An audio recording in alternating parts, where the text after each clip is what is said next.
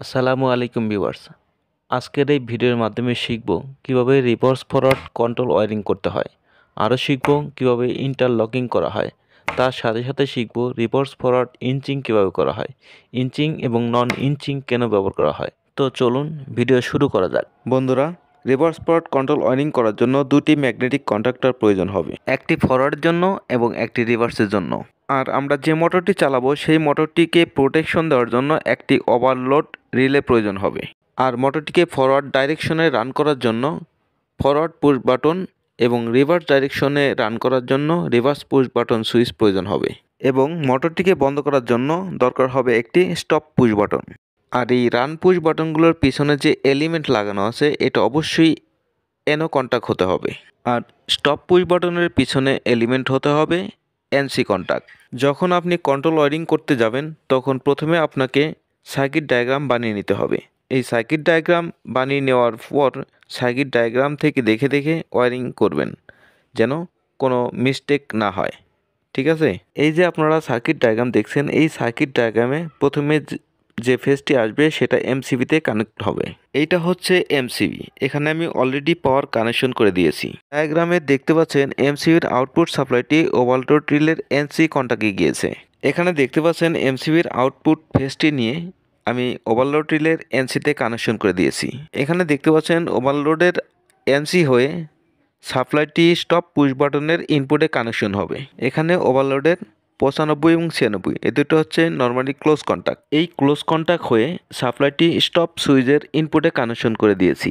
আবার আমরা ডায়াগ্রামের দিকে লক্ষ্য করি, স্টপ সুইচ থেকে সাপ্লাইটি বের হয়ে সাপ্লাইটি চলে যাবে রিভার্স এবং ফরওয়ার্ড রান সুইচের ইনপুটে। এখানে দেখতে পাচ্ছেন স্টপ সুইচের আউটপুট থেকে দুটি লাইন বের করেছি। দুটি লাইন দুটি স্টার্ট সুইচের ইনপুটে দিয়েছি। দুটি কন্ট্যাক্টর অ্যাক্টিভ হওয়ার জন্য নিউট্রাল সাপ্লাইয়ের প্রয়োজন। এখানে এমসিবি থেকে আমি নিউট্রাল সাপ্লাইটি দুটি কন্ডাক্টরে দিয়ে দিয়েছি। এখানে ডায়াগ্রামে দেখতে পাচ্ছেন রিভার্স স্টার্ট সুইচের আউটপুট থেকে ফেজটি বের হয়ে ফরওয়ার্ড ম্যাগনেটিক কন্ডাক্টরের এনসিতে কানেকশন হবে। এটা ধরলাম রিভার্স, এটা ধরলাম ফরওয়ার্ড। এখানে আমি একটি শর্ট পিস তার নিয়েছি। শর্ট পিস তারটি নিয়ে রিভার্স স্টার্ট কন্টাক্টের আউটপুট থেকে ফেজটি নিয়ে ফরওয়ার্ড কন্টাক্টের এনসিতে কানেকশন করে দেব। এখন আমরা আবার ডায়াগ্রামের দিকে লক্ষ্য করি। এখানে দেখতে পাচ্ছেন ফরওয়ার্ড কন্ট্রাক্টরের এনসি হয়ে লাইনটি চলে যাবে রিভার্সের A1 কয়েলে। এখানে আমি আরও একটি শর্ট পিস তার নিলাম, এটা আমরা ফরওয়ার্ডের এনসি কন্ট্যাক্টের আউটপুটে লাগিয়ে দিলাম। এখন এই তারটি নিয়ে রিভার্স কন্ট্রাক্টরের A1 কয়েলে কানেকশন করে দেব। এখানে একটি কন্ট্রাক্টরের এনসি অক্সিলারি দিয়ে আরেকটি কন্ডাক্টরের কয়েলে সাপ্লাই দেওয়া হয়েছে। এটাই হচ্ছে ইন্টারলকিং সার্কিট। এই ইন্টারলকিং করার কারণ হচ্ছে দুটি কন্ডাক্টর যেন একসাথে অন না হয়। ফরওয়ার্ড কন্ডাক্টরটি একইভাবে ইন্টারলকিং করে কানেকশন করতে হবে। এই জন্য আমি আরেকটি শর্ট পিস তার নিলাম। এই তারটি নিয়ে ফরওয়ার্ডের স্টার্ট সুইচের আউটপুটে কানেকশন করে দেব। ফরওয়ার্ড সুইচের আউটপুট থেকে তারটি চলে যাবে রিভার্স কন্ট্যাক্টের এনসিতে। এখন রিভার্স কন্ট্যাক্টের এনসি হয়ে সাপ্লাইটি চলে যাবে ফরওয়ার্ডের কয়েলে। এই জন্য আমি আরেকটি শর্ট পিস তার নিলাম। এ তারটি নিয়ে রিভার্স কন্ট্যাক্টের এনসিতে কানেকশন করে দিলাম। রিভার্সের এনসি কন্ট্যাক্ট হয়ে তারটি চলে যাবে ফরওয়ার্ড কন্ট্যাক্টের A1 কয়েলে। এখানে আমরা রিভার্স এবং ফরওয়ার্ড এই দুটি কন্ট্যাক্টরের মধ্যে ইন্টারলকিংটা করে দিয়েছি। এখন দুটি কন্ট্যাক্টর অন অফ কন্ডিশন দেখার জন্য আমি দুটা ইন্ডিকেটর নিয়েছি। এই ইন্ডিকেটর দুটি কন্ট্যাক্টরের কয়েলে কানেকশন করে দেব। এই রেড কালার ইন্ডিকেটরটা এই কন্ট্যাক্টের জন্য এবং ব্লু কালার ইন্ডিকেটরটা এই কন্ট্যাক্টরের জন্য। এখন দেখেন আমরা যে সার্কিটটি করেছি এটা হোল্ডিং সার্কিট করা হয় নাই, এটাকে বলা হয় ইঞ্চিং সার্কিট। সার্কিটে পাওয়ার দেওয়ার জন্য এমসিবিটা অন করে দিলাম। এখন যদি আমি এই পুশ সুইচটা চাপ দেই তাহলে এই কন্ট্যাক্টরটা অন হবে। আবার সুইচটি ছেড়ে দেওয়ার সাথে সাথে কন্ট্যাক্টরটি অফ হয়ে যাবে। আবার যদি রিভার্সের সুইচটি চাপ দেই সাথে সাথে কন্ট্যাক্টরটি অন হয়ে গেছে, আবার ছেড়ে দেওয়ার সাথে সাথে অফ হয়ে গেছে। এখন যদি রিভার্সের সুইচ চেপে ধরে ফরওয়ার্ড সুইচটি চাপ দেই তাহলে ফরওয়ার্ডের কন্ট্যাক্টরটি অন হবে না। এর অর্থ হচ্ছে একটি কন্ট্যাক্টর রান অবস্থায় আরেকটি কন্ট্যাক্টর অন হবে না। এটাই হচ্ছে ইন্টারলকিং এর মূল উদ্দেশ্য। যদি সার্কিটে ইন্টারলকিং না করা হয় তাহলে দুটি কন্ট্যাক্টর একসাথে অন হওয়ার কারণে শর্ট সার্কিট হয়ে মোটরটি পুড়ে যেতে পারে এবং মারাত্মক দুর্ঘটনা ঘটতে পারে। এই কন্ট্যাক্টরগুলো হোল্ডিং কানেকশন না করার কারণে সুইচটি যখন চেপে ছেড়ে দিব তখন সাথে সাথে মোটরটি বন্ধ হয়ে যাবে। একটি মোটর দ্বারা কোনো মেকানিক্যাল ডিভাইসকে অল্প অল্প মুভমেন্ট করার জন্য এই ধরনের ইঞ্চিং সার্কিট ব্যবহার করা হয়। এই ধরনের ইঞ্চিং সার্কিট ব্যবহার করে একটি মোটরকে পরিচালনা করলে যে কোনো মেকানিজম সিস্টেমকে উপরে নিচে ডানে বামে যে কোনো দিকে হালকা হালকা মুভমেন্ট করাইতে পারবেন।